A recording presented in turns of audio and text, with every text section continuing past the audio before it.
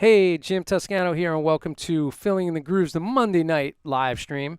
I don't know whether to call it Filling in the Grooves anymore or the Monday night live stream or who the heck knows. But Filling in the Grooves, it is the name of my book, shameless plug. But it's also kind of the philosophy of this, like filling in the story behind all these different drummers. I think it's kind of a cool comparison, right, to music and groove playing and all that. So I I have a really special guest tonight. I'm gonna introduce in just a moment. But I want to thank some companies. I want to thank ProLogic's practice pads, making the best practice pads on the earth.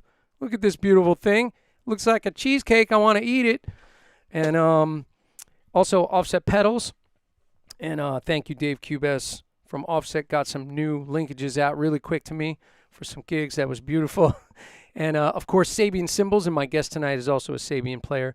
And we'll definitely talk about some of our cymbals because we're both cymbal enthusiasts.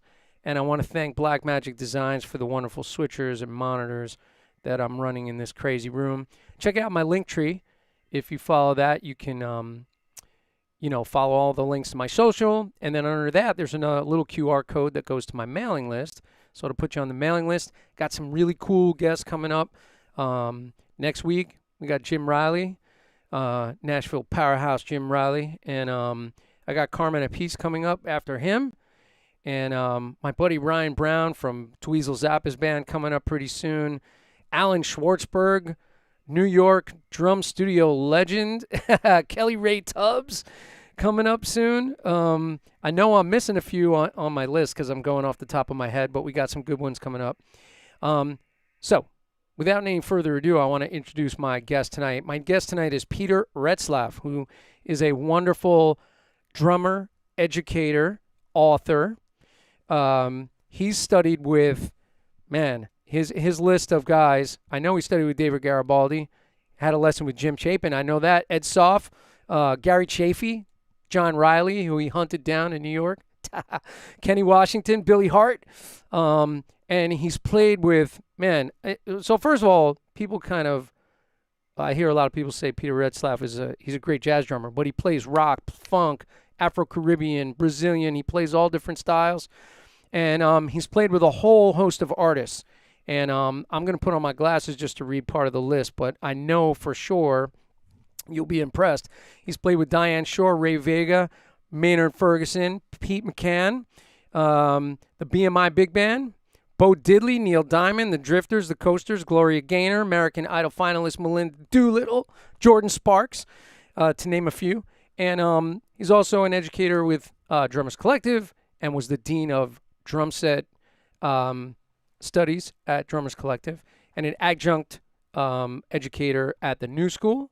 He's got a pretty wide palette of stuff going on. So without any further ado, here is my guest, Peter Retzlaff, and we're going to talk drums and everything else. Let's do it. Pete, where are you? There he is. Let me just resize your window real quick and make you the man. I always forget to do that. There we go. There he is, ladies and gentlemen. Amazing introduction. You got it, man. So, wow. Finally, we're doing this. It took us a little while to get it together.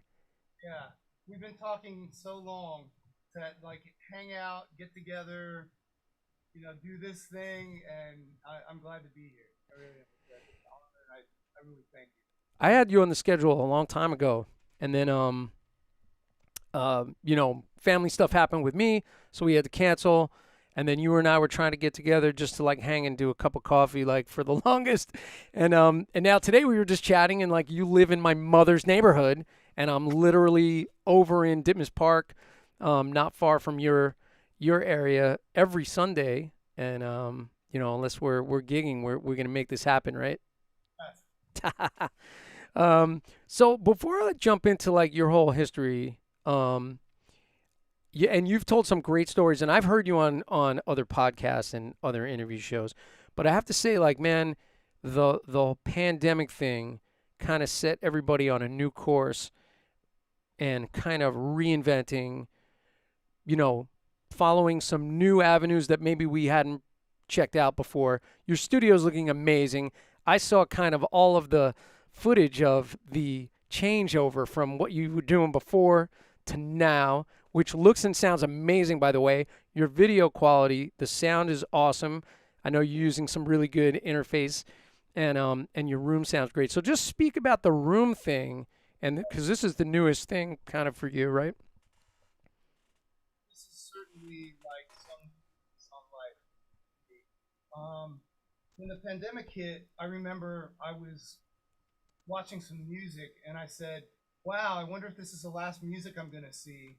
And maybe it'll be a month or two. And how many months has it been now? I don't know. I've lost count. But 3 weeks after that, the director of the collective, sent out an email saying, "Get your rigs together. We're going online." And of course, I panicked. And I have a former student who's helped me with every computer I ever bought, named Robert Schuschleitner. He lives in Austria, but we just get together via, the internet, and he helps me out. So I said, "Oh my God, I'm having problems." So he said, "Go buy these things." And I initially had a Yamaha EAD10, and we set that up. And I actually at that point took a leap of faith, and I bought a new Mac Mini. And I said, "I'm just going to have a Mac Mini only for teaching. I'll keep my other Mac for general day-to-day business stuff." So I got the Mini, I got the Yamaha up and running, and I live in Brooklyn, and everything was cool. My neighbors could hear me a little bit, but they never. One day my neighbor was like, "Oh, you're the drummer. Oh, I like to hear you play." And I'm like, I really need to do something about this. So really about 6 months into the pandemic, I talked to another student of mine, Ismail Baez, who's also a Sabian guy. And he's a recording engineer, drummer extraordinaire, builder, and he's helped me with a ton of things in my life. When I moved into my place, he helped me there. And he actually redid a vintage drum I had. And I was picking the drum up, and it was just gorgeous. So we were hanging out, talking about that during the pandemic. It was kind of like a little pandemic project that we had together. And when I picked it up, I said, it was like last August, so almost a year ago. I said, "Hey, are you game for building a studio in my house?" And he didn't look scared. He didn't think about it. He said, "When do you want to start?" And so I said, "I'll send you the dimensions tonight, and we can start at the end of the year." I was teaching, so I was at school at the time, but school had opened up a little bit, and I was going in there. I was the only teacher really doing ensemble, so I went in a couple days a week and just did the school ensembles on those days. So in November, I started clearing out like 40% of my plays to make room for this thing, and the guys started building in January, and it was Ismail, who's one of my students from 12 years ago. And then I suggested another former student from, I think, 15 years ago named Omar Khan Saker.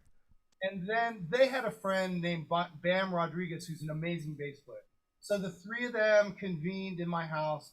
The day all of the stuff came, I wasn't prepared for this in any way. I looked at it, and they looked at me and my reaction, and they all just busted out laughing. Because it never really made sense in my head how much stuff it takes to build, a studio in your house.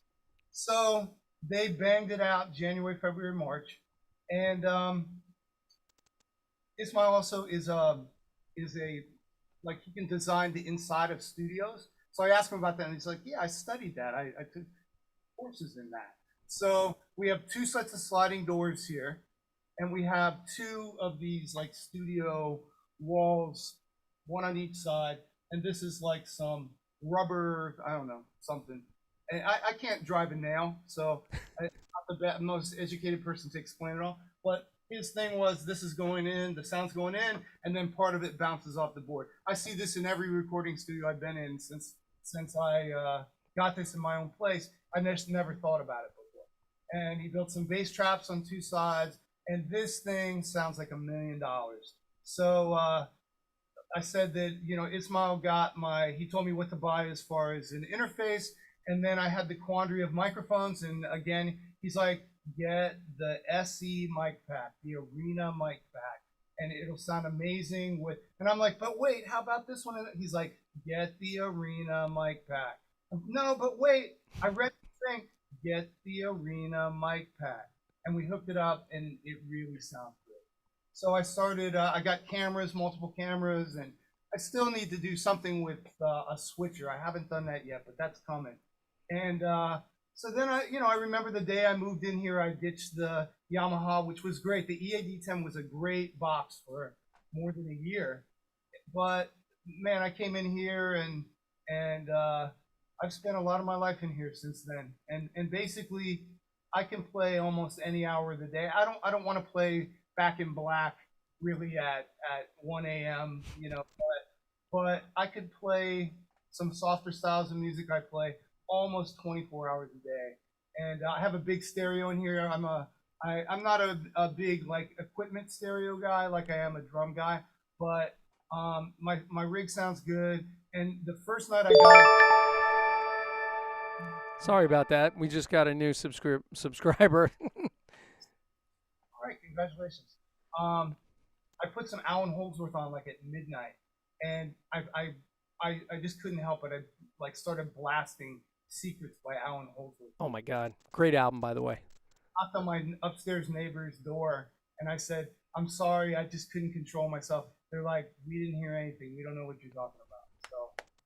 So another did a sound test, and I went up. There's no one below me really, no one this way, not much this way. It's just up, Right. and we did a sound test, and there's not much coming out of this place. So it's really great. Last week he built a. I have an AC unit, and it's split between part of the house and the room, and it wasn't getting quite cold enough, so he put a return in, so it's more like an HVAC type system. And now all of that's working, and I just couldn't be happier. It's really great. And the thing is, I started teaching at the Collective in 1995, and I've been teaching there this whole time. And I for the longest time I said this is the model that has to be. And really, the death, sadness, and destruction of COVID really led me to something that's really positive, which is having a new way of doing business for what I do. And I just think being able to connect with people all over the world and either getting new students or other people just wanting to. Last week I just said hi to a student of mine. They're like, "I miss you. Can we just do a Zoom call for a few?" Just being able to get in touch with family and friends like that. It's just such an amazing thing. And I just think that the world has changed and it's never going to come back.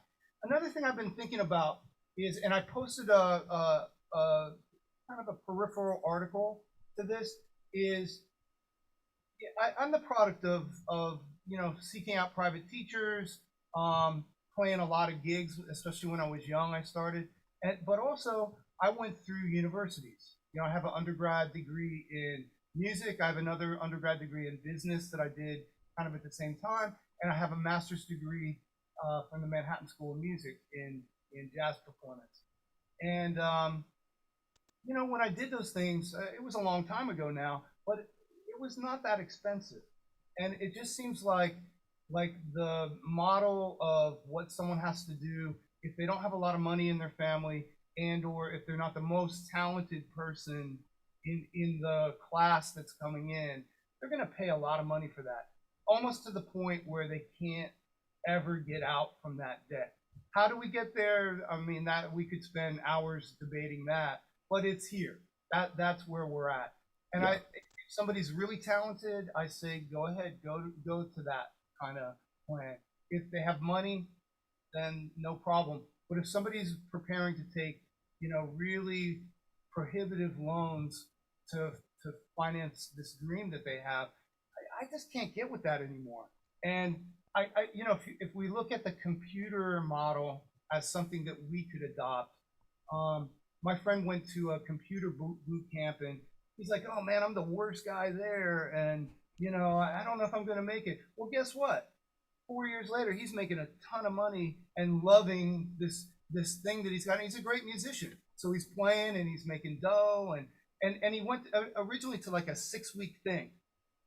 And I just think that one avenue that I want to pursue is being able to offer, if somebody even lives out of the country, they could study online, and then they could come to New York and have a New York adventure where they're playing with New York players. We're going to see players that they saw online at night. They're studying with me during the day, and or it could even be a bass player doing it, or a guitar player doing it, or a keyboard player doing it, Yeah. and come and have this immersive experience that would be a lot less than a semester at a competitive college in America, and they would get a lot more out of it. I think if somebody wants to go to school, the idea of just getting a performance degree like mine, it's really not that smart anymore, just because of the cost of it. Yeah. When I I came to, I really had very little money, and I could kind of float through it, and I was okay. I made it. I'm still here, and that's great. But I think this idea of having some kind of boot camp kind of thing is something I'm really thinking about to augment the private, either Zoom or I'm starting to have some in-person people that I know coming back and yeah. in the studio. But I think this is really something in the future. Maybe you go to school to get a computer job or something like that that really will pay off, and then you study, your love and your passion for something else. Right. And And I tell like some of my young students that are starting college like in September, their first semester, and they're thinking of going for performance, and I'm telling them at least get your education degree so you can teach in the school system, have some benefits and some and a pension where because in this day and age it's just so unsure and they're investing so much money. You figure if you're going to a top music school and you're paying 50 grand a year, after 4 years, look at all this money you're gonna owe. It's gonna be a nut that you probably can never get out from under, unless you do something like to augment that, like you were saying. It's scary, man, for like the young ones coming up right now with college. Yeah. that's changing. That's what it is. I mean, maybe it's already changed, and I don't want to say that yet, but maybe I'm not ready to say that. But it's changing, and it's changed. And Right. I remember the old guys used to be like, music's not anything like it used to be, and they were right. But Yeah. I didn't know that. But and maybe I sound like that old man in a way, but I just think you could do things smarter now. Because if you're 200 grand in debt coming out, you're never going to get out from that. Yeah. That's not how it was when I went. I didn't even take any loans. I just had a little bit of money saved and just paid it, and that's a different scenario. So, how's the pandemic been for you? Well, I mean, and we kind of spoke about this earlier. I kind of feel like, the pandemic in a way created all these new relationships and all of these sort of reinventing of the process, right? So there is some good that's come out of it. Obviously, there's all of the negatives, which we're all well aware of. But I feel like, some of my drum heroes now are friends of mine that I'm on the phone with every week. And it's like, who would have thought, So, like, who would think that I would be telling Dave Weckl how to use a switcher? It's like, it's kind of insane, when I think about it. And the time that I've been spending with David Garibaldi, and he's such a sweetheart, and connecting with somebody that I listened to on records as a kid where I was getting yelled at because I had the stereo up so loud listening to Tower of Power records. It's like it's just so crazy. So there's all these positives. And the other thing is, I say this every live stream, like we're a crazy family, drummers. And so like we really come together in an amazing way and supported each other and continue to, and it's like funny thing, Bugs, Enrique Gonzalez from Los Lobos reached out to me recently, and my band opened for Los Lobos at the Bearsville Theater a few years ago, and we met there, and I'm a lefty, and he let me use his kit and switch some things around on stage so we didn't have to move the riser. Did the gig, met him there, probably thought I'd never see him again unless I was on a gig. And then he reached out to me, and it's like, it's crazy how these connections keep happening, So, and that was just this week, So, yeah, man.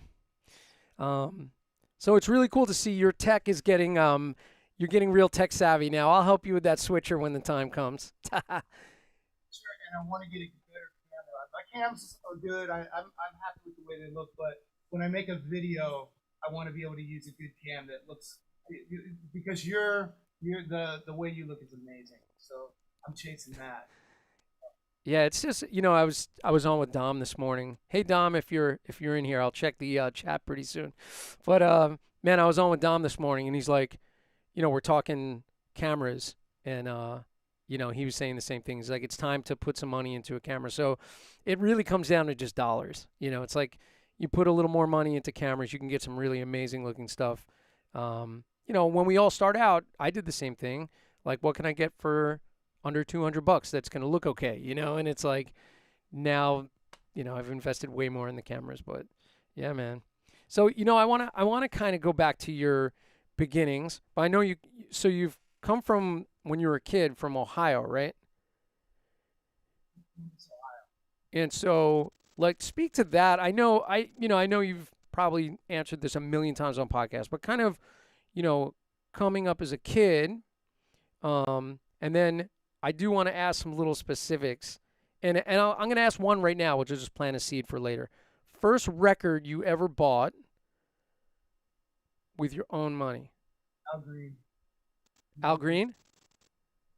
Nice. I was uh I was really bit by soul music very early. I also liked, a lot of rock stuff. I was certainly like I'm a real fan of Rush and Genesis and Yes. And Yeah. really like I'm super nerdy about that. I've got all the bootlegs and I'm deep in it. So and then anything that's like a offshoot of that, like I love UK, which was an offshoot of like King Crimson and UK, man. Like when you heard that first UK record, the I'm the first track I ever heard was Alaska. yeah. So you got these two records. You got Bill Bruford on one, and you got Terry Bozzio on the other, right? That blew my mind. I snuck into a sound check that Terry Bozzio was doing, and I'm like, "Can I stay?" And Terry Bozzio, I've never seen him or talked to him ever since then.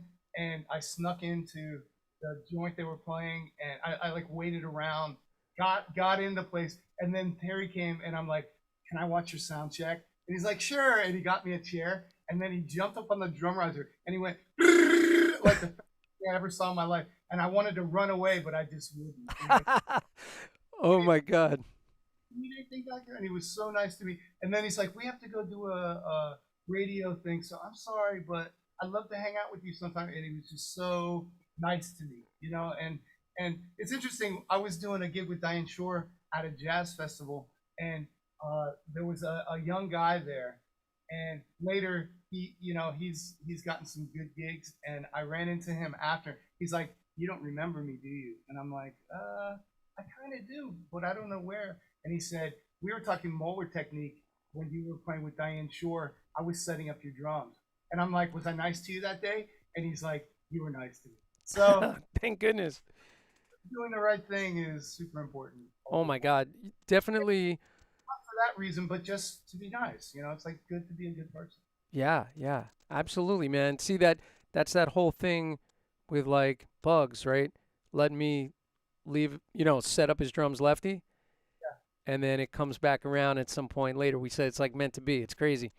Um, oh, So like prog rock, funk, and then I heard also like you, David Garibaldi, and later I studied with him because I like tracked him down and bugged him. I heard Herbie Hancock thrust, actual proof, with Mike Clark, who I later taught with at school, and he's one of the great improvising groove slash jazz guys because he could really play both of those things on a super high level. And so that's somebody that I really said, all right, he could play jazz and he could play groove stuff and he can play in the middle. I'm interested in that.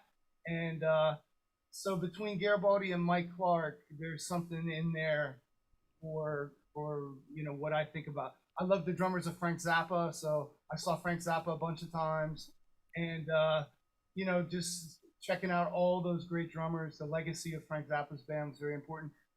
The first time I heard Steve Gadd, it was like almost too much. It was so great. yeah. Billy Cobham, Lenny White was somebody I could really relate to because he also was sort of in the middle of playing jazz and groove stuff. Yeah, me And too. And he's a lefty. well, yeah, half lefty, I Half guess. lefty, I guess you call him. Open-handed. Open handed, yeah.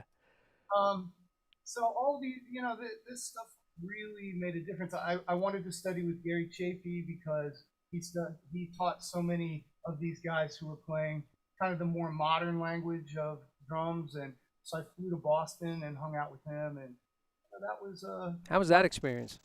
It was life changing. Yeah. I just remember going and saying, "Okay, I'm here," and then I remember we started like a couple minutes after the hour, and we did a 4 hour thing, and a couple minutes after the hour, 4 hours later, we finished for the day, and then the next day I came back 4 hours again, and it's like I came back a different person than when I left. When I studied with David, he gave me 4 hour lessons, so it was like these big chunks of time that were filled up completely by people that I saw that really were dealing with drums and music and thinking on a high level. I got a grant to study with Ed Soap, and we did 40 hours in a week one week. So it's 8 hours, Wow. and every minute was captivating. Every minute, and I'm just like, these guys, what they have in common is they're smart and they're analytical, but it doesn't seem to like mess up their drumming. They're not so much that it's like a science project, but they really thought about what they do. And later I heard Dennis Chambers and Dave Weckl, and I thought that stuff was great. And at those times I was playing some jazz, but I hadn't really become a huge jazz convert. And then I heard Tony Williams, and then that led me to say I want to go to the Manhattan School of Music and really study jazz seriously. So that led me to studying with John Riley, and I really put in time on the entire history of jazz from the beginning to now. And so that's why I think a lot of people think I just play jazz, because I'm kind of doing that online, and people, if they ever took a jazz class with me, it would seem like maybe that's all I care about or something. But it's all these other things too. And at the collective, I taught reading and technique and rock, funk, jazz, some Brazilian and Afro-Cuban stuff, odd time things, ensembles. And I think the ensemble thing, I know that you and me, I think we're cut up from the same cloth. Like we played a lot of early gigs, we played with people and hung out, played with older people. And I just remember people really being nice to me, but hard on me if things weren't going well. But they were really more encouraging than ever, than anything, Right. frankly. And so I just think that combination of like book study, you have a good teacher, you're listening to music, you're playing music. This is the well-rounded thing that makes people actually able to play. And if somebody's only studying with a teacher and only working on coordination, which is important and cool, if it's only that though, then what happens with the music? Some people don't want to do music. I get that. I could have a student teach them every week, just some more coordination stuff. But I think it's nice when you have a connection to all of the pieces that drumming and music are. And I think it's harder now for younger people to. It's easier to see music and it's harder to play music at the same time today. And I think it's our responsibility as teachers to really give uh, time to playing to music, and really making that part of what we do. Um, I think it's Yeah. what I like play-alongs, but I like a record with a drummer playing what I'm supposed to be playing along with that better for a long time. Maybe the play-alongs like the final exam to whatever you're trying to learn, but I want to hear what I'm supposed to be doing and kind of get in there. I always in my mind imagine like if I'm playing to a Miles Davis record, Jimmy Cobb's there, and I could close my eyes, and I'm like the dumb guy on the side trying to figure out like, can I actually play this gig, and what's missing in order for me to, what am I doing and what do I need to learn in order to lift it up to where I wouldn't sound bad on that gig. So I That's a great way to think of it, man. close my eyes and sometimes do that because I know how the bands look, and it's just like I'm dumb me. I'm like off stage looking at them, and trying to figure out what can I get from this. What do I need that I don't have so far. And I just think that's so important. There was a time, I told Dom this the other day too. There was a time that I didn't have a teacher in the most formative years of my studies when I should have been Right. doing, Will Coxon and, syncopation and all that. But I played the records 4 or 5 hours a day. And that led me straight line to playing with adults. Right. And I filled in the blanks, as quickly as I could when I realized, what I should have been doing. But I don't think that was wasted time. I Right. almost feel like if I would have diluted the amount of time that I played, that maybe I just would have never played with the old seasoned, veteran guy. And where I grew up, man, there was a ton of gigs, and there's countless great drummers there still. And there was a big music scene. People went out in the bars and they watched music every night. So pretty Yeah, thorough. you're lucky that you came from, your area was happening with music venues, and the scene was pretty busy, and you were getting the chance to play at a young age, like 5 or 6 nights a week, right? From a young age, pretty young, right? As a kid, I would have gotten some things out of it, but I wouldn't have played so much. Yeah. Great drummers would have been playing the gig. They wouldn't have had. So it's all kind of balance. We I both was had a similar support system because I think, like me as a kid, my mom would take the little car, we'd load the drums in, she'd drive me to the club, drop me off, I'd play my gig, and then I'd bring the drums outside. I'm like 15 years old or whatever, bring the drums outside, calling on the payphone, Mom, you got to come pick me up. And meanwhile, at part of this time, like 15, 16, I was playing like heavy metal, and I had like a double bass, giant double bass Ludwig kit, and I'd be out on the street, outside Lemoore in Brooklyn, like big metal venue. We opened for like White Lion. I'd be outside with my double bass kit, waiting for her to pick me up in her Datsun 210. I want to meet your mom now. Yeah, you're gonna meet my mom. We'll have coffee over to her house. 100% there if she was supporting you like that. And my mom was the same way. Really cool about everything. You made me think of something funny. When you're talking about when you're playing to records and imagining that you're playing with the guys. This is a weird parallel, but check this out. And maybe I'll show you this if you go by my mom's place. But I have all these drum posters on the wall in her basement, and the posters were Tony Williams, Alex Acuna, Dave Weckl, Vinny Caluta, Jeff Porcaro, um, Tito Puente, and Sheila E. I think those were all the posters, right? And I would practice, and I'd be looking at the posters, and some of the drummers like kind of look cynical, sitting behind the drums. So like in my head, like those drummers were evaluating what I was doing. I kept looking at like Weckel's like this, like looking like this, and I'm like, man, he hates what I'm doing. He freaking hates it.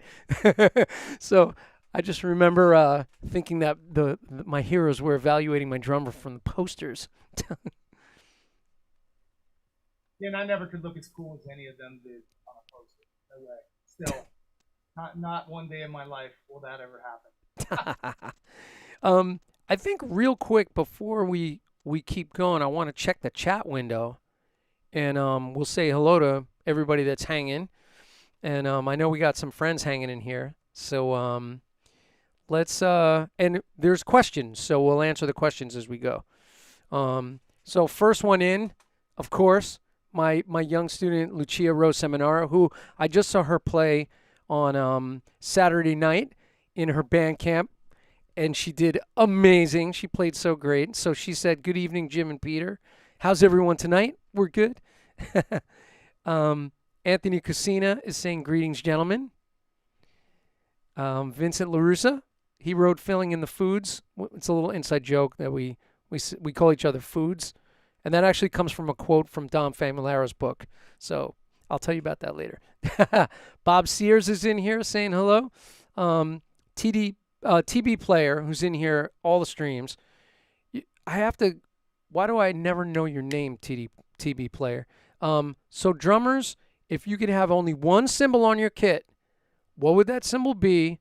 I'm a bass player with an old Ludwig kit in my home studio. Thanks in advance. Go, Peter. Okay.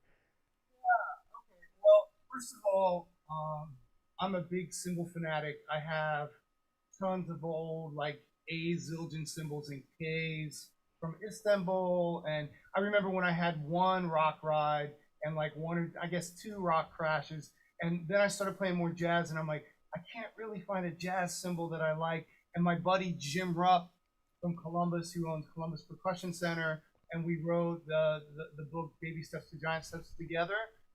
He loaned me a cymbal.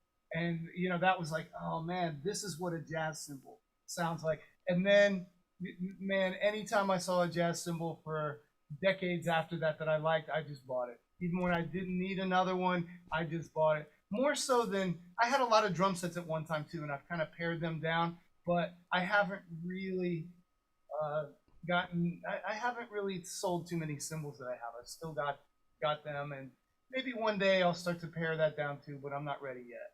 One student of mine, he bugged me the right way, and I sold him a couple old Ks. But and I know it went to a good home.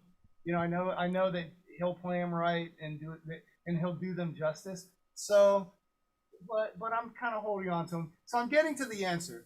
I think if you have one cymbal, it would be great to have a cymbal that you could ride and crash on both. One thing that would help me is like, what style of music is it? Are they a funk person, a rock person, a jazz person, an Afro-Cuban person? So that would make a little bit of a difference. But uh, being a recent addition to the Sabian family, I'm in love. I'm completely in love with these cymbals. This is an HX complex thin ride, 21. 21 is an interesting size. And then this is an HXX complex thin crash. And I have some artisan light 14 hi-hats. And I could play another cymbal here, but I don't play usually a ton of cymbals. And I like to play cymbals that I could crash and ride on both. So now I'm getting to the answer to the story. So let's say I'm playing some kind of pop or rock thing like that. Oh, let me Turn your lav off. off, and I got to turn the snares on. Sorry.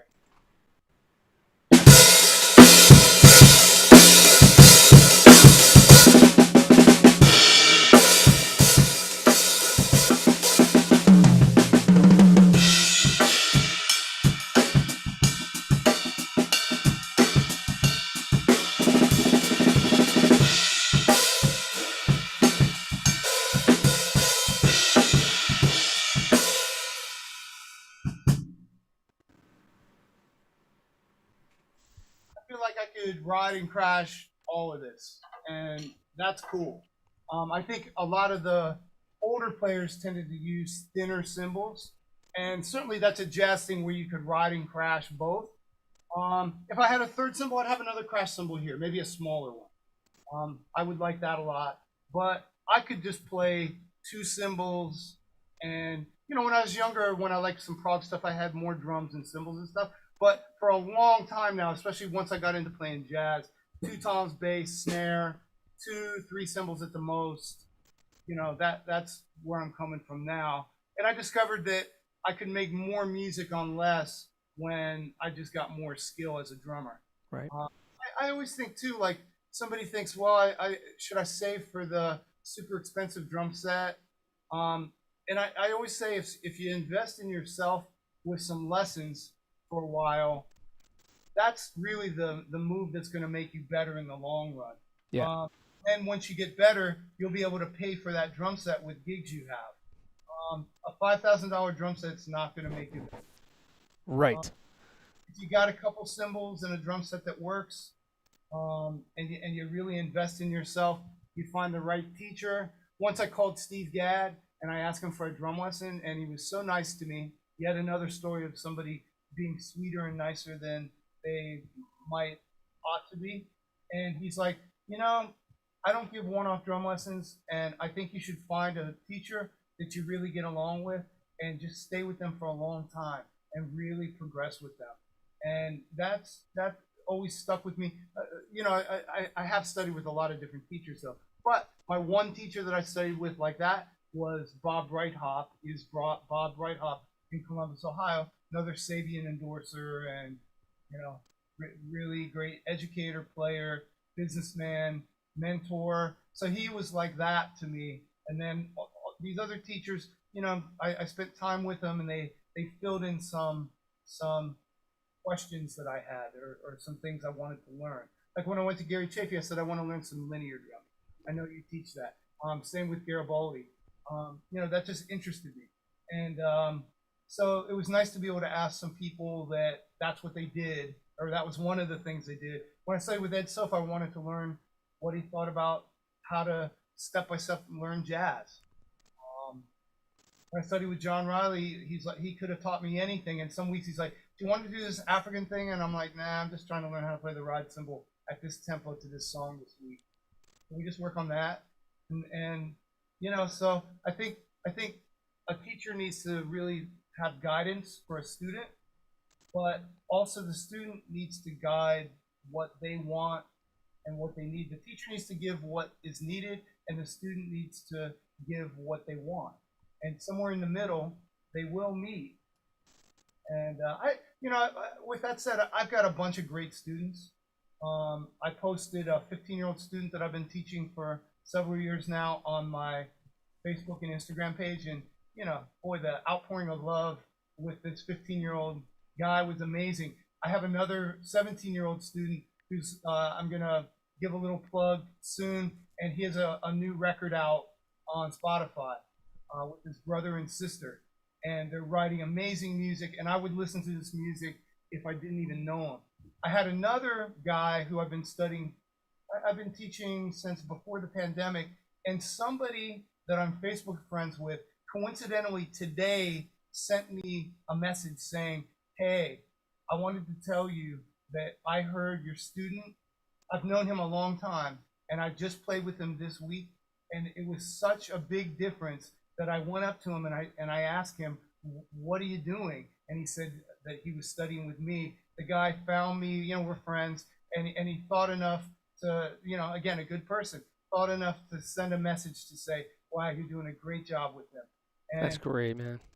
I have some older students who do other things, but they want to play rock tunes, or they want to play jazz tunes, or they want to play funk tunes. And I love students like that. I have some other guys that are beginners, and they're working their way out of being a beginner. They're one guy's an intermediate now. I wouldn't even say he's a beginner anymore. And the thing that all these people have in common, with as different as they are in different ages and different amounts of time, they all want to learn. Yeah. Um, Sometimes I talk to a teacher and they're like, "Yeah, I teach some kids and they don't want to do it." I've had that before.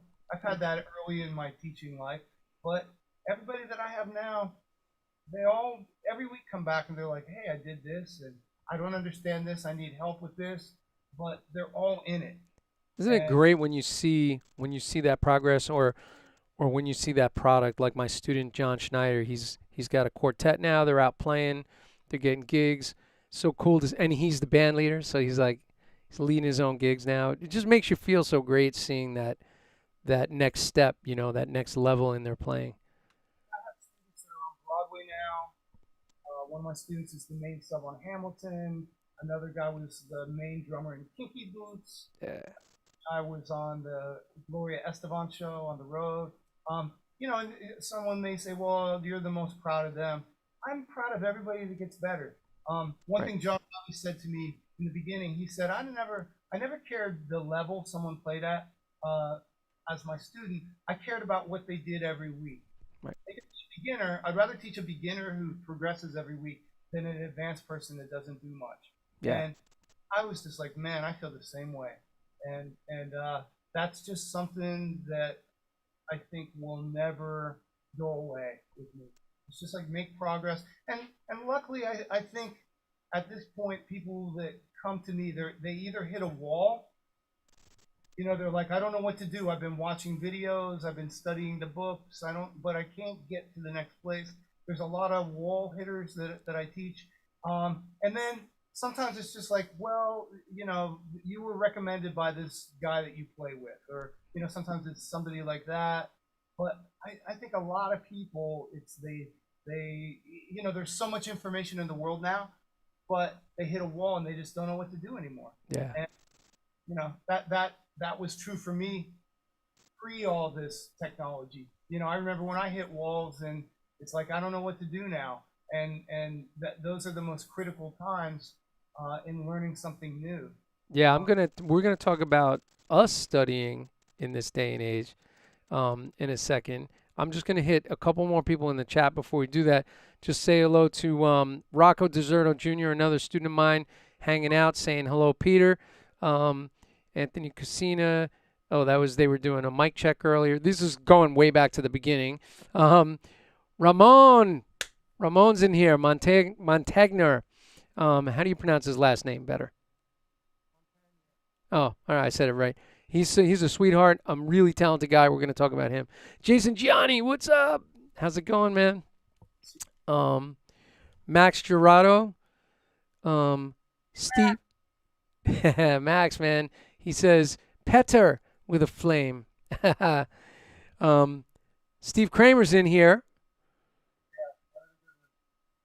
he's doing great. Yeah, Awesome. man. You know what? I was going to ask you, like, because Steve Kramer and I talked about this, like something surprising about him, because he's such a jazz head, is he likes Meshuggah and Dillinger Escape Plan. What, I've known him long enough that I remember when he wasn't a jazz head, Right. and he didn't like jazz at all. And look where he's still got all the rock and all this odd time stuff and all this, but he's really come into his own in the world of I don't know if we say jazz or like new improvised music or Right, right.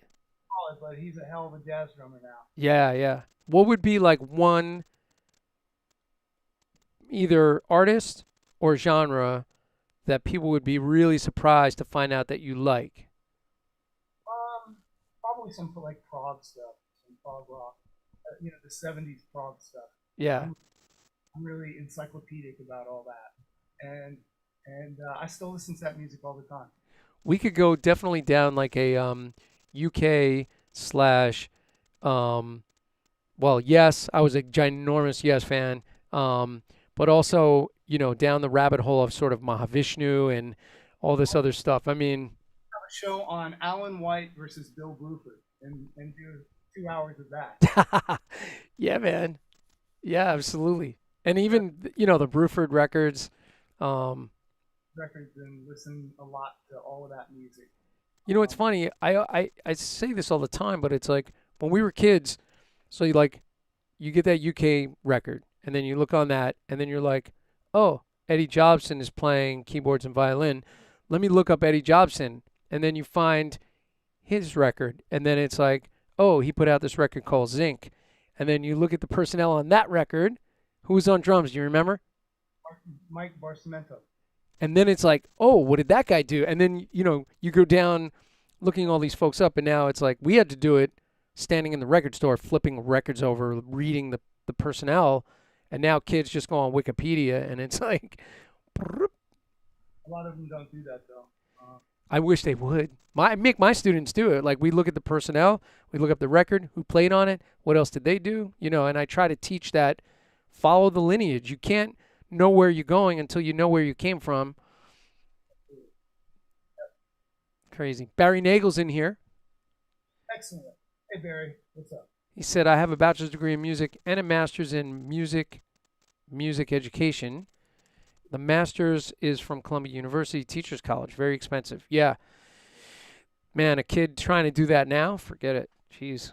My mom's in here. Oh, Mom, I want to meet you. Mom, you're going to meet Pete one of these days. We're going to come over for coffee. Sounds good? You picked him up at the gig, then we're fast friends already. Lucia said, out of the different styles of music you play, what is your favorite to play and why? And what is your favorite style to listen to and why? I think they're all related because they just are. Yeah. It's ridiculous what I just said, but um, I could really draw ties between funk, rock. There's a tie there. Jazz and rock, jazz and funk. Um, the and fusion is sort of some mixture in almost an unlimited numbers of ways if we add odd time and Afro-Cuban and Brazilian to that. And I've said to my students quite often, I'm the product of fusion drumming probably because that was popular, and I think prog rock has some element of kind of the fusing of styles in Mm. this way. So fusion drumming and prog rock aren't that they're related to each other in a lot of ways. And imagine Billy Cobham back in the day playing in a prog band. That he would have destroyed it in such unbelievable ways.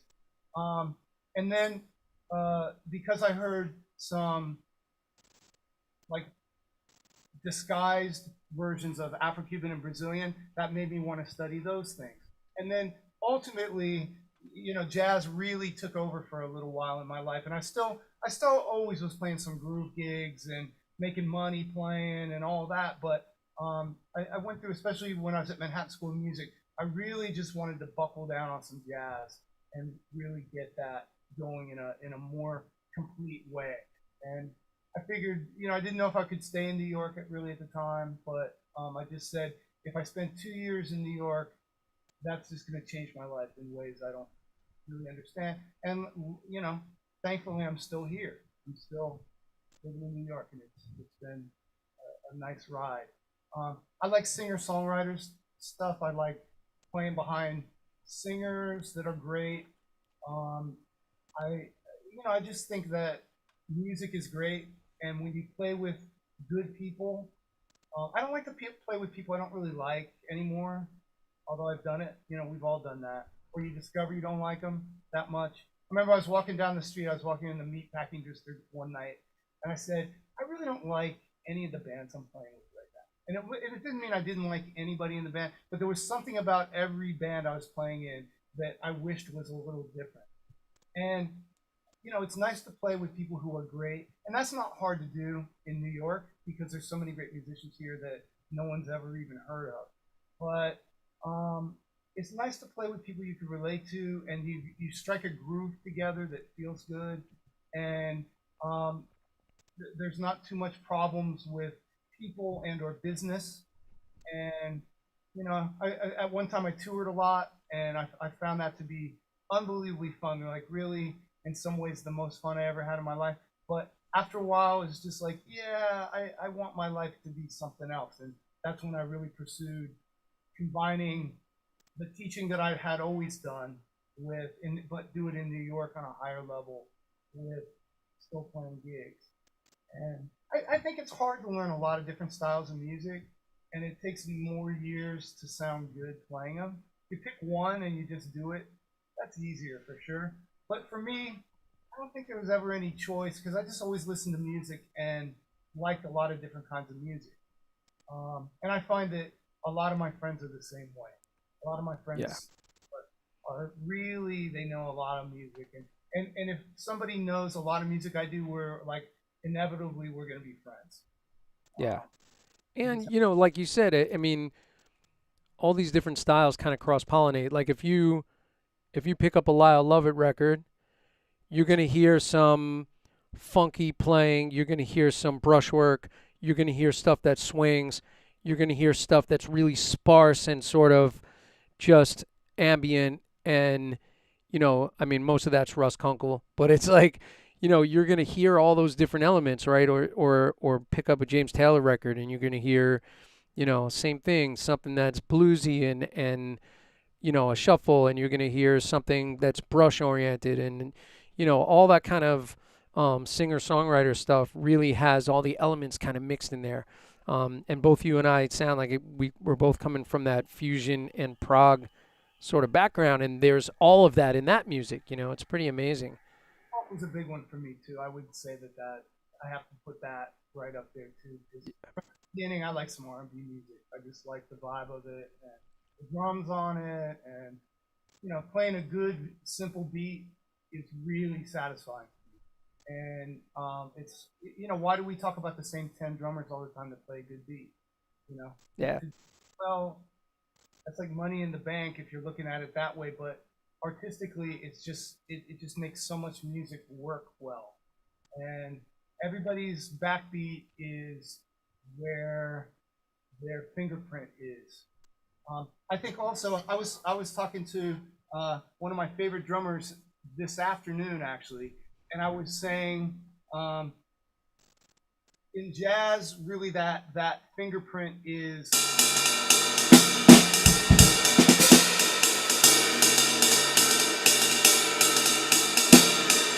another person might be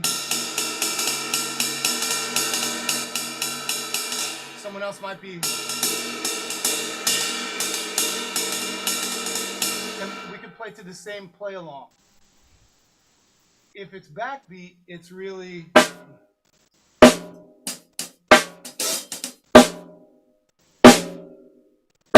Right.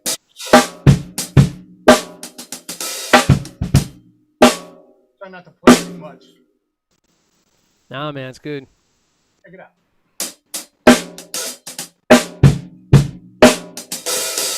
This is where it's at. Yep. And that's where this is where, I think the beat feels nice where I'm putting it. Someone else could be like, I never want to play with that guy. I don't like where his beat is. But we could put it ahead. I could put it ahead a little bit behind.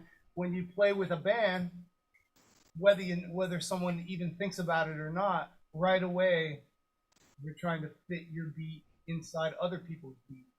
And so for me, like getting a real good, consistent right hand thing with those styles, and then getting a consistent left hand thing with those styles, and then putting them together.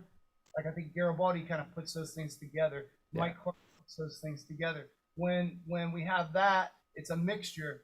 But and this is why somebody could really kill some jazz, but never play any backbeat. Their snare hit wouldn't be exactly in the same spot all the time. When somebody plays a lot of backbeat stuff, maybe their right hand wouldn't exactly be in the beat the same way all the time. And it's about being able to play beat after beat exactly the same. Even if I change it, it's got to be exactly the same wherever I put it. And this is the difference between somebody that really could play time and not. And I don't think you learn that. I think you need to be taught that, or you need to learn some hard lessons from somebody who's telling you can't do that. Yeah. And actually, somebody recently said, "Man, you never talk about these bass players from Ohio." There's a guy named Jeff Kayampa, who's one of the greatest musicians I know, and there's another guy who I just found on Facebook. His name's Bob Matteo, and these guys, they're both older than me, and I don't know, I think they kind of like playing with me, or I don't know. I don't think they hated playing with me, but they, I just felt like they were always ahead of me. They were always 2 steps ahead of me. Both of them could play like Tower Power stuff and Jocko stuff and pop stuff and rock stuff. And I didn't really play jazz too much with them, but a little bit of that even. And I just felt like, man, I'm always trying to catch up to where these guys are. And they're both older, they had a few years on me in the case of one, and then many years in the case of the other. And, learning that made the things that I wasn't good enough, it made it very clear where I needed to up my game. And there were some great upright players, like there's a guy, Dave DeWitt, in Ohio. And as soon as I played with him, I'm like, oh, that's what it feels like. Another guy, Doug Richardson, he's a bass player. Another guy, Andy Woodson. Another guy, Terry Dowds. These were all guys that played either both instruments, electric and upright, or upright only. And and I know I'm forgetting someone. I'm like, why didn't I say that? And I apologize in advance. But it was just like, I remember like comparing my beat to them and saying, can I get in there with that? And why not? I played with an organ player. I talked about him recently, Hank Marr, and he had a really serious left hand. Steve Gadd loved playing with him. And, it's just like, I felt like I was always running to be where they were. And I studied with a lot of drummers, but that bass drum relationship, that was really something special. And there's a whole list of New York players I feel the same way a lot about. At school, I play a lot with this bass player Sean Conley, and to me, that's what I want to hear and feel. When we play, it just feels so good. It just Right. doesn't make sense all the time. And I play a lot with this piano player at school, Alex Collins. Same thing. We just play and it makes sense. Yeah, man. I It's actually want to always play together with Alex, just a duo, keyboards and drums, just a duo. We did a concert like that, and we're still talking about it. So I hate to jinx things by saying it, maybe too early, but whatever. You yeah, know, man. Those relationships are so special and just make yeah, it work. Um, and you don't always find that, right? So it's like those are the people that, like you said, you're still talking about those memories, you know? I play with another keyboard player now, this guy Mike Hannigan, and he plays left-hand bass a lot, and that's as good as any bass player I ever played with, ever. Wow. You know, and he's a great piano player, band leader, singer, But I remember one night he took the bass player off the gig who was subbing. He just like, and he turned on the bass, and he's like, "I'll pay you for tonight, but I'm taking over." And he just over, and I'm like, "Did I just see that? Am I playing with him right now?" It's just so great. But it's understanding that relationship with that other rhythm section instrument, the bass or his left hand, is just really an important relationship. And when it doesn't work, it's just awful. Yeah. It's really, really tough. I remember playing BB Kings with Nicky Armstrong. So it's a blues group, and we had this guy Lee Marvin on bass, and Jason Green on guitar. It's a great band, and but Lee was out of town, and we had a bass player subbing. I'm not saying any names, but the guy just came in and tried to play everything he ever learned in his life all the time. It was just like so busy, just over the top, and it was like, man, it was just such a drag. And it's like, Lee and I have been doing that gig together for a long time. It always felt good. And then somebody pops in that's not trying to be a team player, not playing for the music, and just playing for his own and, shits and giggles. I don't know. But it was really not good.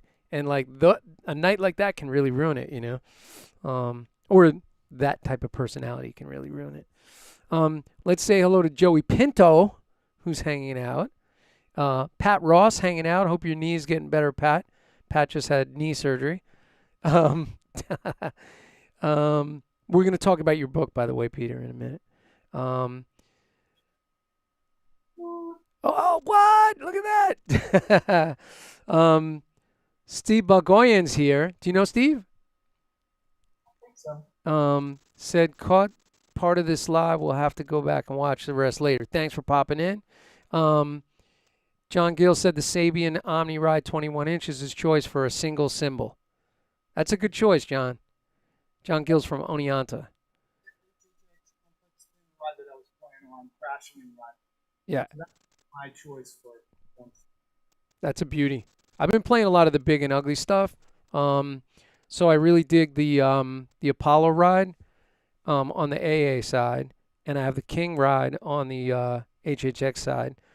And I just had a Crescent with 2 rivets made, hammer tone from Sabian, and that's amazing, that cymbal. Man, beautiful. What's that? Got over to your mom's. Yeah, exactly. Stand right here. I'll bring a stick and. Nice. We can just geek out on cymbals. Let's see. Yeah, about the book. We're gonna get to that definitely. Jim Royal's hanging. What's up, Jim? Let's see. Jason Edwards. What's up, Jason? How you doing, man? Good to have you in here. Jason's gonna have to be on the show. I got to get you on the show, Jason. Jim Mola's hanging. What's up, Mola? In case you don't know, Jim Mola invented the Mola method.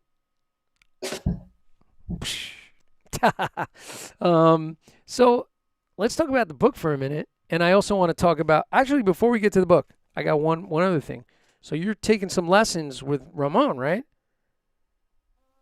People kind of helping each other. Like he wanted to learn some jazz, and I wanted to learn some Brazilian. Yeah. But it regressed into we're just kind of friends now. So I said next week I'm gonna have my assignment done, and he said next week he's gonna have his assignment done. I miss like I've had a little stretch of time that's been a little busy, and so I had to bail on him a couple times. So I was driving in my car on Friday, and we were doing a WhatsApp call, or maybe yeah, I think it was WhatsApp. And so I'm driving on the Grand Central Parkway, and I'm talking to Ramon. So yeah, he I reached out to him, and this is again like some social media stuff, right? Yeah. And I said, hey, your book looks interesting. So my man sent me his book, and I still haven't reciprocated, so I apologize, Ramon, and I'm gonna get on that and send it to you. So I looked at the book, and I'm like, I got back to him, and I think we've been friends ever since that happened. Ah, that's beautiful. Yeah, and I would talk to him online, and then he came to a couple of my. We were doing at the beginning of the pandemic. I was doing some like hour clinics sometimes, and he always came, and he always said, "Hey, that was cool, thank you." And so then the collective hosted a masterclass with him, and so I was the host of that. So Ah, I talked some more, and I said at the end of it, "Hey, you want to just get together and hang out on Zoom?" And he's like, "Yeah." And so, like for almost every week for a long time now, we just get together, and he's ended up being a really good friend of mine already. Even though I haven't known him, I've never seen him in person, but I see him all the time online, and we've gotten to know each other pretty quickly, and we've got a lot of things I think that are in common, and he's just a real decent person, so and like you guys are inspiring each other, sharing ideas. yeah, That's a all, beautiful thing. all of that. Yeah. And it was funny. I said I want to learn some push pull from you because I already like that's part of what I do. Right. Jazz, or if I play, I'm push pulling the doubles. Right. Right. Um, I learned that really because of Tony Williams with the ride, because I love Tony Williams so much. And when I was messing around with it, no one had a name for it yet. And as I got older and better at it, I'd see that other people used the same thing. So it's funny. Jim and I were hanging. Jim Mole and I hang out too sometimes on Zoom. We just like mess around with symbols and just talk nonsense. And one day I was playing some things, and he's like, "I see you're using some, drop catch, push pull, whatever you want to call it." And so anyway, getting back to Ramon, I'm like, I do it my way, but I want to learn your way. I see there's some differences. So he explained that, and then I remember I was playing some Afro-Cuban stuff, or some Brazilian samba stuff, and I was showing him, I play it with jazz, I could play some funk with it, some Afro-Cuban with it a little bit, and then I remember he was doing some jazz, and it got to the point that like 3 weeks in, I just said, you know what, I can't play any of this. I got to go back further in the history and like not do what I'm trying to do. And we just both busted out laughing. I just like forced us both to go back in time a little bit and like learn some more fundamental things that would lead to where at least I was trying to play. And so it's just funny how we as teachers sometimes we're even like a little too optimistic about where we think we might be or what we might aspire to, and then but reality hits me pretty fast at this point in my life. It's just like I can't do this, Yeah. and so it's been good. And some weeks, he was busy. Some weeks I was busy. A lot of weeks we were both busy, and we were just like, "Hey man, how's your week going? What are you doing this week?" And we just hang out. So I count Ramon as like one of the real good ones in the world. And you're right about drummers, though. Like drummers are a real clan. I always notice that everywhere. Like I'd be friends with the drummer, and I should. This is related, but over here just a little bit. I've been working on my social media more, as part of like the room thing, and just trying to get my life together more out. I'm a little bit of a person that could just kind of do my own thing and not really reach out that much, unfortunately.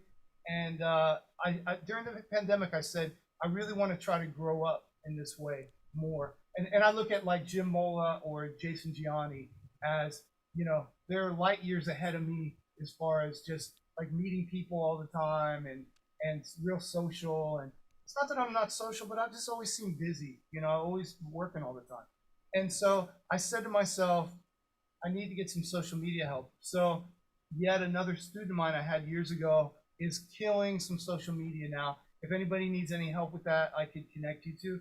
His name is Victor De La Garza, and he's completely revamped my social media game, and I'm 100% into it. And I can't tell you how many people I've met who just reached out and they're like, hey, I never knew your name before, or I've heard of you, but I never talked to you before.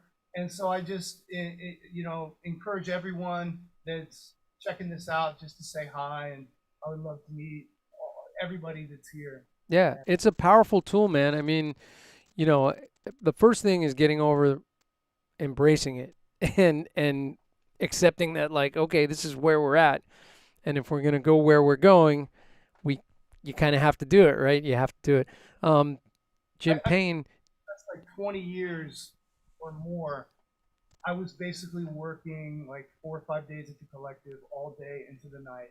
And then I was playing somewhere between like 2 and 4 or 5 gigs a week. Just crazy amount of work. And there just wasn't much time to really do or think about anything else. It was just like go to sleep, get up, do it again. And man, I am thrilled at the things I accomplished in that time. But the pandemic really taught me that I could slow down and figure out some new ways to live. And I really never want to go back to that extreme amount of stuff I was doing. And I think at some point everybody does that, like some crazy work like that. I mean, literally, like I worked 7 days a week yep, all day. And I still want to work a lot. I get great satisfaction from teaching and playing. yeah, But I learned that from the pandemic and social media and Zoom, there's other ways I could do it. And I look to you and I look to Dom and lots of other people who are doing really well with this and have embraced it far earlier than I did.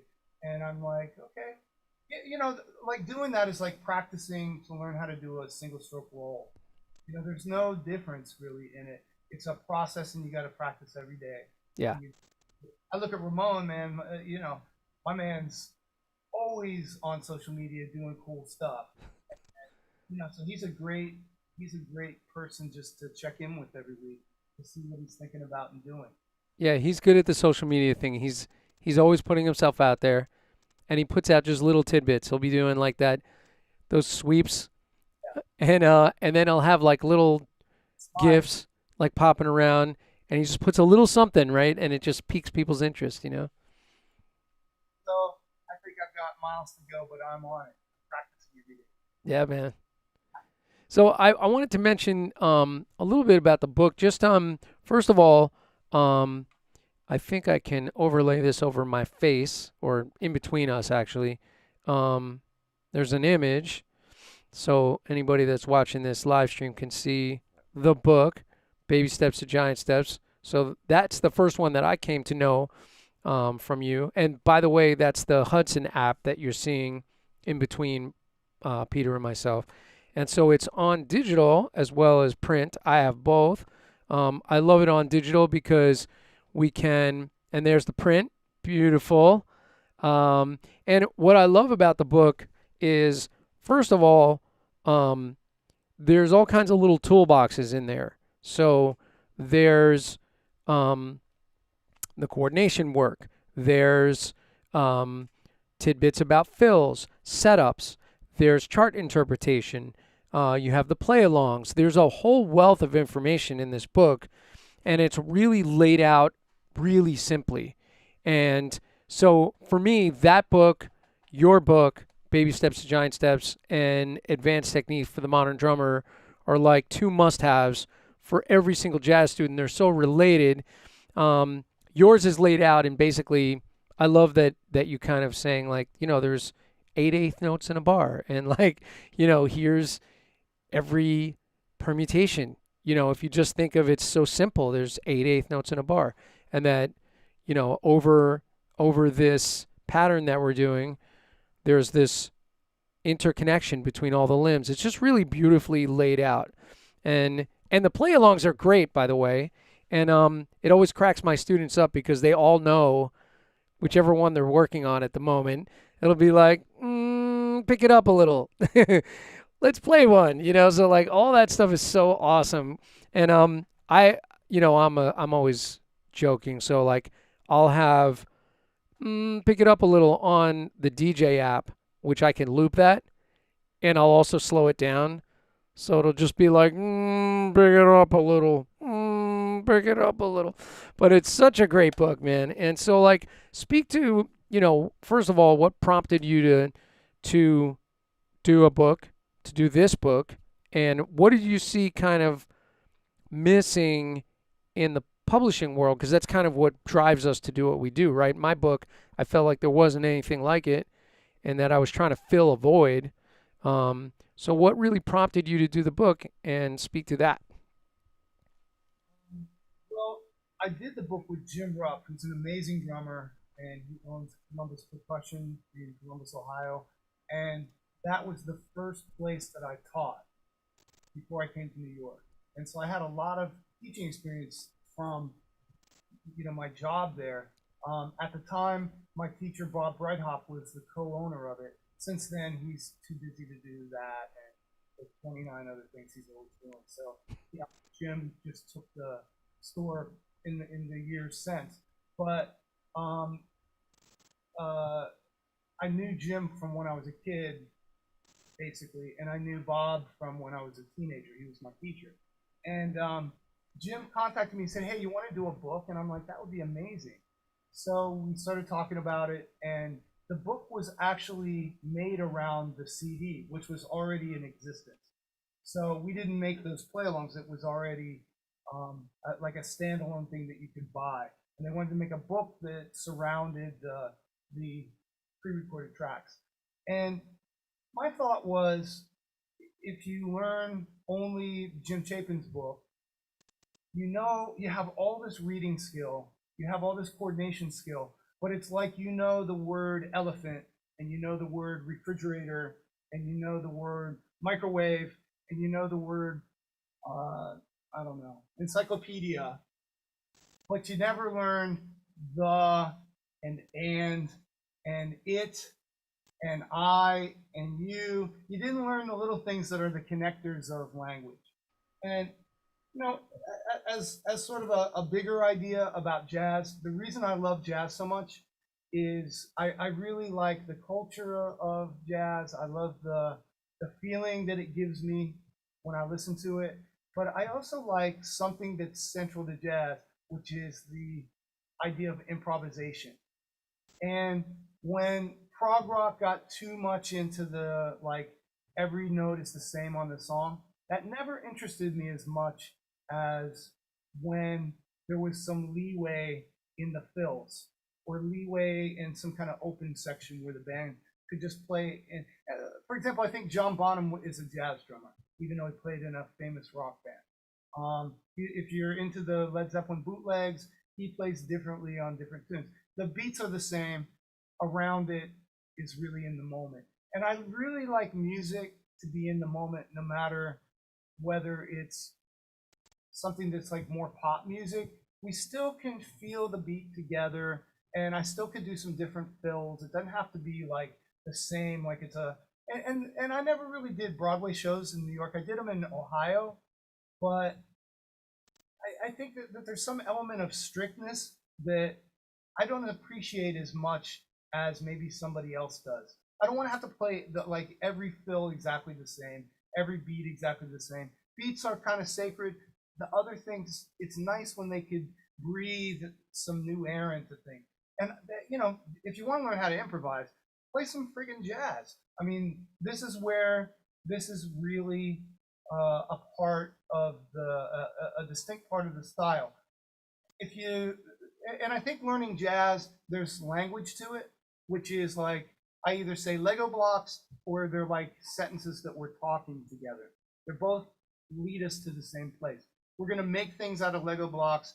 Hopefully, if we're talking together, we make sense to each other and we can communicate.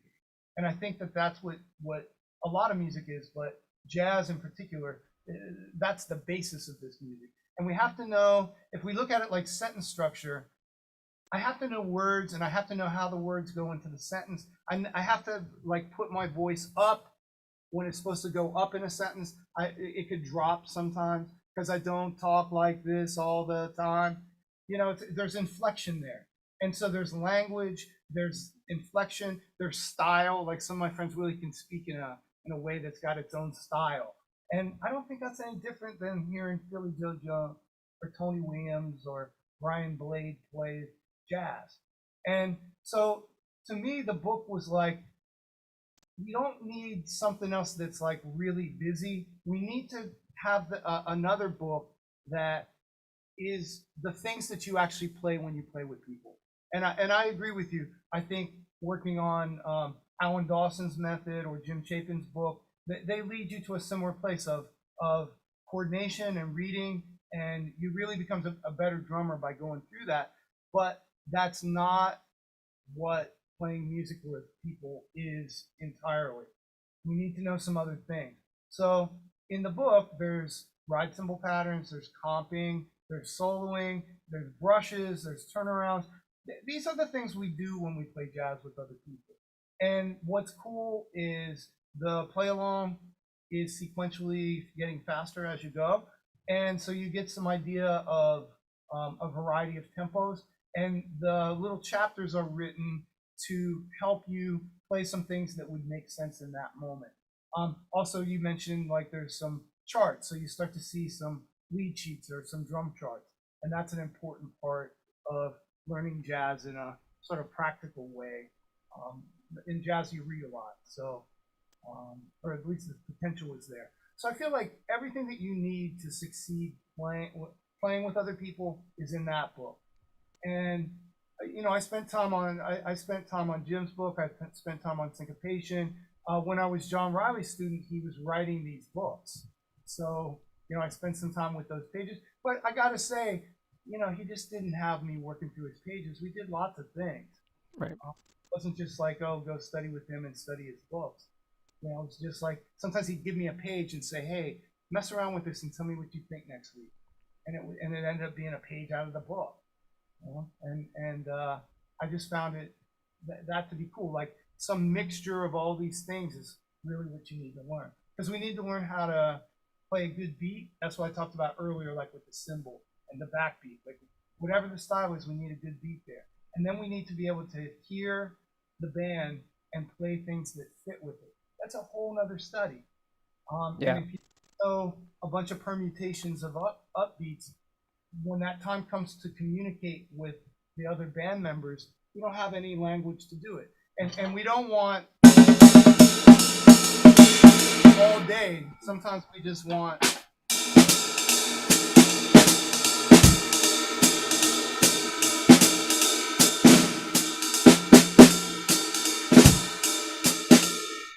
room for everyone to talk in the second thing. The first thing I'm taking over, and we need to take over sometimes as a drummer. We need to throw it down sometimes. But around that, it's nice when there's a well-rounded conversation all over the band. And so I think that's the point. That was my point of the book. And it seems like some people like it, and you know, that's nice. That's really cool. I think learning something that's busier and you get your coordination together, that's one source of study. Something like this book teaches you how to play the more common language of music. And then something else would be just a study of great drummers and bands and songs. If we don't know any songs in any style that we play, we'll never be able to play with other people. So that's such a big deal. And what's interesting to me is, with as much stuff in the world of drums is available for us to see, it's constantly surprising to me how little other people want from the drummer. Like the drummer doesn't have to know 5 million things to play well with other people, but the things that they want, playing good dynamics, playing good tempo, playing the song right, having a good groove, having a good sound. These things are really hard to learn well, but it's not a big list of things. And I think me, when I was younger, I thought that if I could just play harder things, then things would get better. But that's not often the case. It's really the fundamental things done on a high level. And for me, I was kind of spoiled at the collective because um, when the student got sick of me telling them they weren't doing the right thing, all they'd have to do is go to the ensemble that I ran, and then I wouldn't say anything, and the bass player would say the exact same thing, and then the piano player would say the exact same thing, and then I would go, and the drummer would go, but they get, Exactly. and it's hard sometimes as a single entity teacher, to get your student to to buy into how what is the job and how do you do the job. Um, in the beginning of this part of the conversation, I used all these big words. If you and I hung out and I only used those words, encyclopedia and elephant and it just wouldn't make any sense. And that's how it's like when a drummer doesn't understand what to play and the language is. There's language for linear drumming. There's language for Afro-Cuban drumming. Right. There's for Brazilian drumming. There's language for fusion drumming. And it's not created out of a book generally. It's created from another drummer. And when you read about the drummer, they had influences that led to them discovering things that are memorable, that we love. And, it's really important to trace all these things back. One thing I do with my students also that I think is very important is like, okay, this drummer led to this drummer, which led to this drummer, Right. which led to your favorite drummer. And if you go backwards and you see the line there, I could do that in every style with, every drummer I know. And I spend when I meet somebody, I try to figure out like if there's something in their playing that I don't quite get, I ask them like, tell me some of your favorite drummers, and then usually at the end of that, it makes sense how they play. And I think tracing that is very important. Learning songs is very important. Yeah. There's some songs in the book. That's really important. I love how Daniel Glass and Zorro did that early rhythm and blues book. So good. So ridiculous, man. But it draws all those lines right from one guy to the next guy all the way forward. And then and Stanton's book, man, like Groove Alchemy, it's like watching the evolution of funk through these different drummers. Um, you know, I New Orleans drumming to every student at school, and I think that's the roots. And we do New Orleans drumming, and then we do the roots of jazz, which is some early jazz, and that leads straight up. Like New Orleans goes to funk, and early jazz goes throughout the history of jazz, and these are the beginning steps. Um, and music is straight, swung, or somewhere in between. And once a student plays some New Orleans stuff, I'll say to a student who doesn't even know that much music, is that straight swung or in between? And they'll know. yeah, That's a huge movement ahead in somebody's brain when they know that. yeah. Because a lot of music isn't straight and it's not swung. It's some Some other placement of a really smart student came up and he's like, "Isn't this the New Orleans beat?" And he had tweaked the percentage of swing on some app. Yeah, that's right. Now go listen to Sissy Strut and play to that, and somewhere in the middle of that is the answer. yeah, So yeah.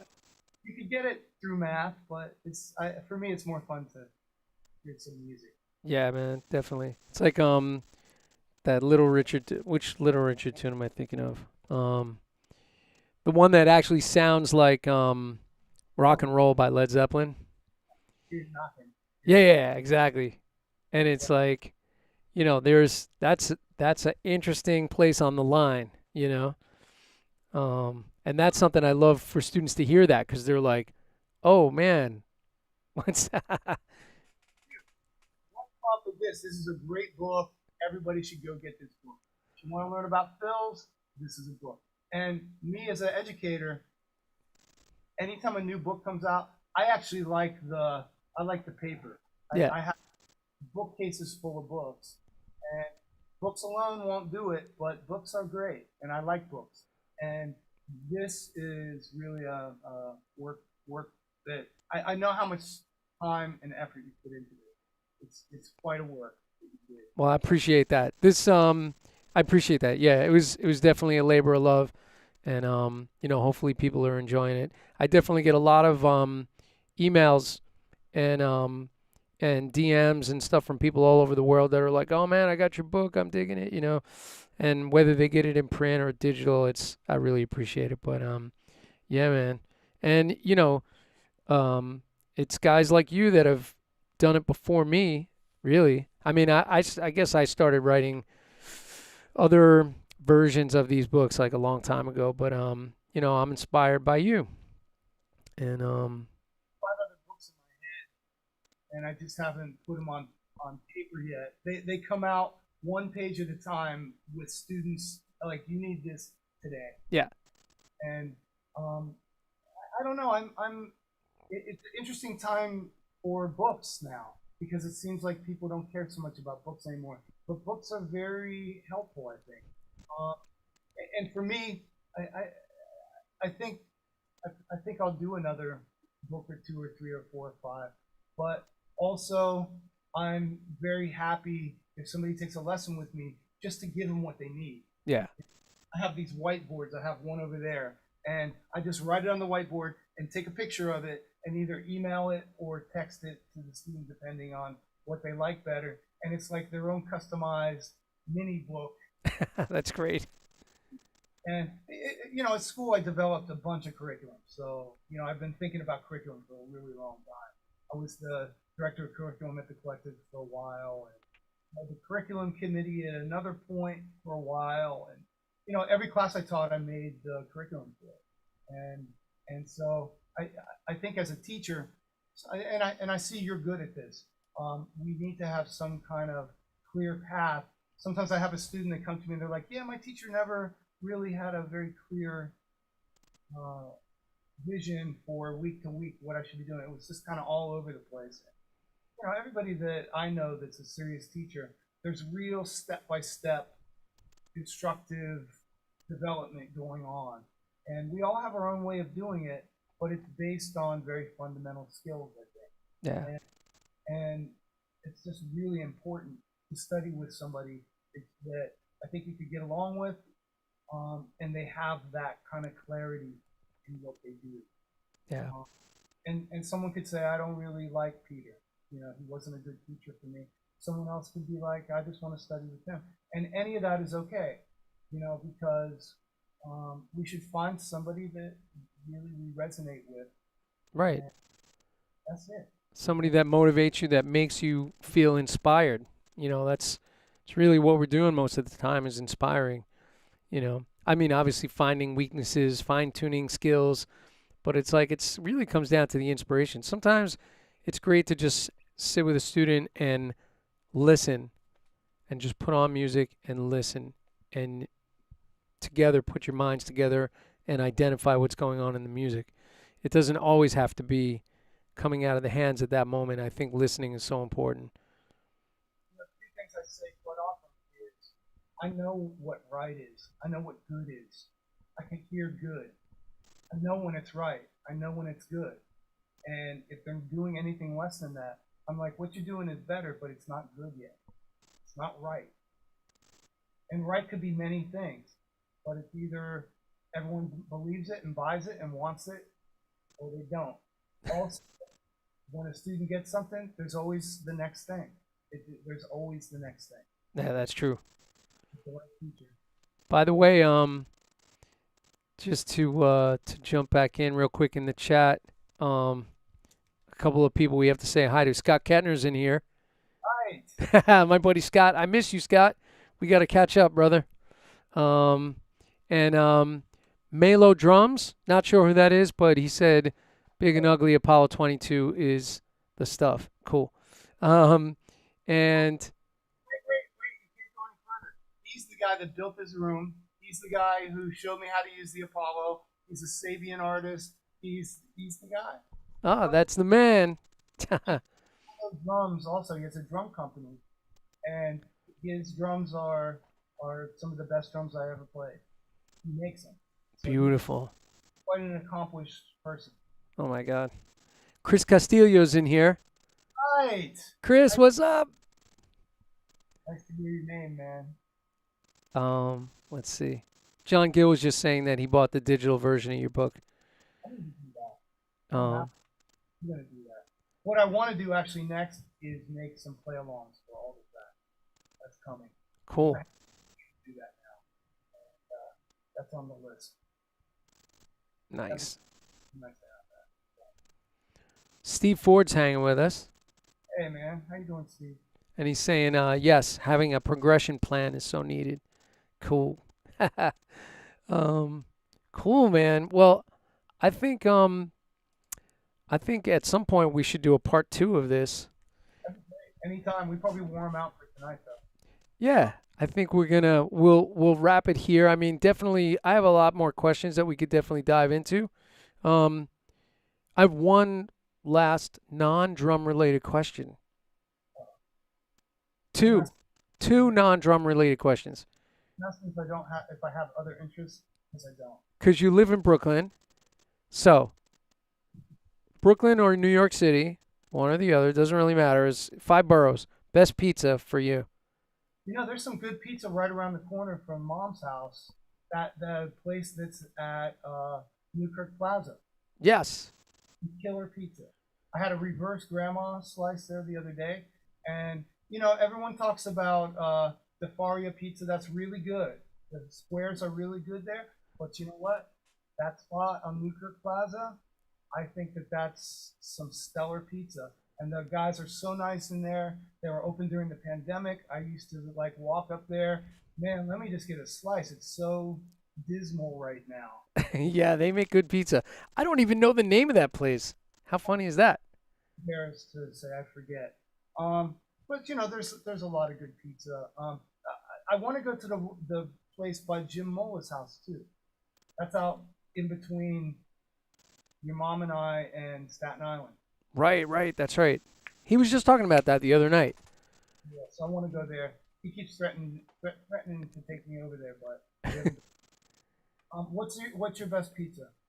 Um, well, I mean, I would say for Staten Island, because I live in Staten Island, um, people always say like Lee's Tavern. There's like these different pizza places on Staten Island, but I have this local guy, Giuseppe's, right up the block. I love his pizza. It's like super fresh, super good, um, and it's just always good. Although I will say, um, when my kids were little, I would throw them in the car once in a while and go to Ray's on 11th, um, Had it a long time. in the But city. But you know what else was pretty good? Dollar Pizza in New York City. Like anybody that's a tourist, you could yeah, get dollar pizza at one time. I don't even know if that exists anymore. lots of students lived on dollar pizza. But dollar pizza, because it moves so quick, It was fresh. Yeah. it was like really fresh. Right by the music building on 38th, across the street, diagonally was that dollar place. Man, Sacrilege in some level. that's true. That is true. And then the other non-drum related one is so because I'm a coffee head. Do you have a favorite coffee spot? I don't drink coffee actually. I Wow. So I got to stop asking you to go for coffee. drink tea. I love tea, but Oh, I drank coffee a little bit at Manhattan School of Music, and I started to drink it maybe for about a year and a half. And every time I drank it after, I remember I was on tour in Europe and hitting some serious European coffee joints, and I started to get a headache drinking coffee, which is the opposite. You're supposed to get a headache if you stop. And I remember I stopped, and this bass player was like, "You look better today." I'm like, "Yeah, I stopped drinking coffee." wow. I love drinking tea, and it could be it could be green tea, it could be brown black tea, it could be chai. I'm not that. It doesn't have to be one thing to me, but I really like to drink tea. Do you do So the chai lattes like the? sip it every once in a while. Yeah, They're a little sweet though. It's a lot of it's a little sweet. Yeah. kind of sugary, so that's just every once in a while. But I actually like tea with no sugar in it. Just Yeah, me plain too. I don't like sugar in my tea. and I'm a big tea drinker though. I definitely like that. Couple cups in the morning, And then, particularly if I'm teaching a bunch in a row, I have some tea right here with me. It's just nice to have a sip every once in a while. Yeah, So man. Just get that little warm feeling, right? I think coffee really like makes you too high for a little while, and then it makes you low. And I think to play music, if you could be more balanced, I think it would be better. And that was kind of my thought about it. But literally, I would get a headache after I drank it. So I'm like, this isn't working. And I never drank coffee, earlier. It was in grad school only because I was really burning it out then. Um, but any coffee joint has good tea though. So That is true. That is true. Um, I, hangover in the hood, man, it's amazing. Such a small world. I know. We're definitely going to get together now that I know you're in my mother's neighborhood. Yeah, literally walking distance. I'm always walking to the B&Q right Oh, there. that's Train. funny. Yeah, yeah.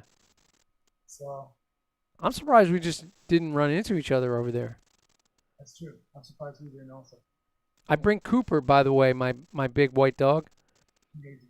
So you might meet Cooper if we meet up over there. I want to check out that hammer tone symbol you got. That's also. Yeah, Friday night I played a gig and I had the hammer tone as my left ride, and I had the this three-pointed like Ethig pen type.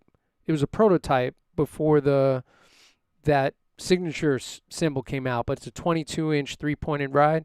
So I used that one. It's a little darker, and then the hammer tone. And then I had my artisan hats. So that was my three symbol setup the other night. Beautiful. One last thing I'll say about Sabian is I love the commitment to education that they have Yes. already with really just getting these symbols. I don't know, a couple months ago, not even. It's amazing how many people I've met who are, real Sabian guys, and they are serious educators, and the SEN thing is great, and Joe Bergamini, he did my books. He did Joe the B collection. is the man. Then I he did Giant Baby Steps to Giant Steps as well. There's Yeah. a collection he did that was on jazz as well. He So edited my book. so he's a wonderful man, and very committed to education like you are. And I just feel like I found some new kind of place to be that I didn't feel really before with the symbol company. So I'm couldn't be happier. And these things just sound like $1 million. Oh yeah. Unbelievable. All their product, man, they're so innovative. It's really amazing. Give innovative. I love innovative percussion sticks, brushes, and mallets. I love Remo heads. That's the only heads I've ever used my whole life. Canopus drums are wonderful, and I just started with Pro Logic pads. So Nice. All right. little, I'm gonna do a little thing for them. Maybe next week I'll get this coming week. I'll get it done. Yeah, yeah. Post something. Jason will be loving it, and Some Andrew. guys, and all those companies are really great. It's nice to have support of. It's funny. Somebody in a comment when I said I switched to Sabian said, "Oh, free stuff," and I didn't really comment about it there. But I will say, it has nothing to do with anything free. It's about the relationship with the company and the relationship to furthering music and drumming and our community. It has nothing to do with that. Right. Who said that? That it was a joke, or they just don't really know better. They don't But get it. yeah, to me, it's really important to be around people I want to be around and have some singular goal of furthering what we do. We spend tons of time in our life doing what we do, and we need to be surrounded by similar people. The last thing I'll say to you today is I feel like the pandemic and our companies create, and us as a group, we create our own communities. And now I feel like I'm finding a new community of people to be around, and it's just so inspiring. And I want to thank you. It's been a pleasure to hang out with you tonight. I will see you sooner rather than later in the neighborhood, and it's been a real pleasure to just talk to you.